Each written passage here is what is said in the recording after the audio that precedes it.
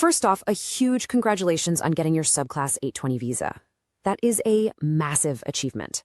But, and this is really important, what you do next is absolutely critical. So think of this as your essential guide. We're going to walk through what you can do, what you must do, and how to lock in your permanent future here in Australia. Let's dive right in.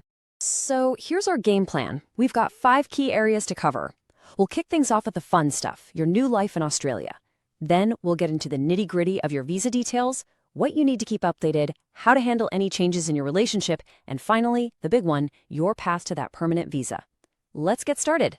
All right, Section 1, your new life in Australia. You've done all the hard work, all the waiting, and now you're here. So what doors has this Subclass 820 visa actually opened for you? Let's take a look. Well, for starters, you've got some incredible core freedoms. First, you can live absolutely anywhere you want in Australia. Second, and this is huge, you have full rights to work, and you are protected by Australian law just like any other worker. And third, you can study here. Just keep in mind you'll need to fund that yourself, as there's no government help for tuition on this visa. And it gets better. You've also got unlimited travel. You can come and go from Australia as many times as you need to. You can also apply for Medicare. That's our public healthcare system. Plus, depending on your eligibility, you might be able to get free English classes. These are all things designed to help you settle in and thrive. Okay, on to Section 2, understanding your visa. Now that you know all the great things you can do, we need to talk about the technical side of things. Don't think of these as restrictions, though. They're more like the instruction manual for making sure everything goes smoothly on your way to permanent residency. The first thing you absolutely have to know is that Australian visas are digital. There's no sticker, no physical document. Your official proof is a system called VEVO. That's Visa Entitlement Verification Online. This is the one and only source of truth for your visa status. It's how you'll prove to an employer, a bank, whoever, that you have the right to be and work here. Okay, I need to pause for a second and talk to a specific group of people. If you hold a New Zealand passport, please listen up. What I'm about to say is incredibly important for you. Okay, so here's the deal. When you arrive at the Australian border, you must declare that you have a Subclass 820 visa. You have to say it out loud. If you do, everything's fine. Your 820 visa stays active. But if you forget or you just go through without saying anything, they might automatically grant you a different visa, a Subclass 444.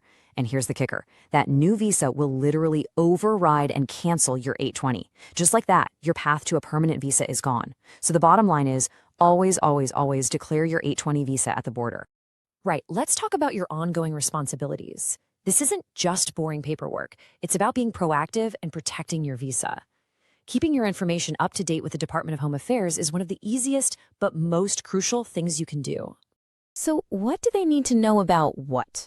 Well, anytime your contact details change, your phone, your email, you have to update it. Move house? You have to update your address. Get a new passport? You guessed it, you have to update those details. You can do it all through your ME account. And it's super important so the department can always get in touch with you. And it's not just contact info. You also have to let them know about major life changes. Things like a change in your relationship status, and we'll get more into that in a second, or if you have a baby. Basically, if something big happens that's relevant to your application, you need to report it. Transparency is absolutely key here. Okay, let's move on to a topic that can be really tough, but it's incredibly important to discuss. We need to talk about what you should do if your relationship with your sponsoring partner changes. It's a tricky situation for sure, but knowing the right steps is vital. This is probably the #1 question people in this situation have. What on earth happens to my visa if we break up? It's a completely understandable fear, and the government actually has very clear rules for this. So before we even talk about the visa, let's talk about your safety. Your personal security, online and offline, is priority #1. If your relationship ends, you need to lock down your information immediately. 3 non-negotiable steps. 1. Change your ME account password right away. 2. Don't use any saved passwords to log in. And 3. Change the password to your email, or even better, create a brand new one that only you have access to. Now, lean in and listen to this because it's a message of hope. I'm quoting directly from the official guidance here. You may still be eligible for the permanent visa if your relationship ends or your partner dies. I want to repeat that. The end of the relationship does not automatically mean the end of your journey in Australia. There are special provisions. And on a very serious note, if you're in a situation involving domestic or family violence, please please know there is help available.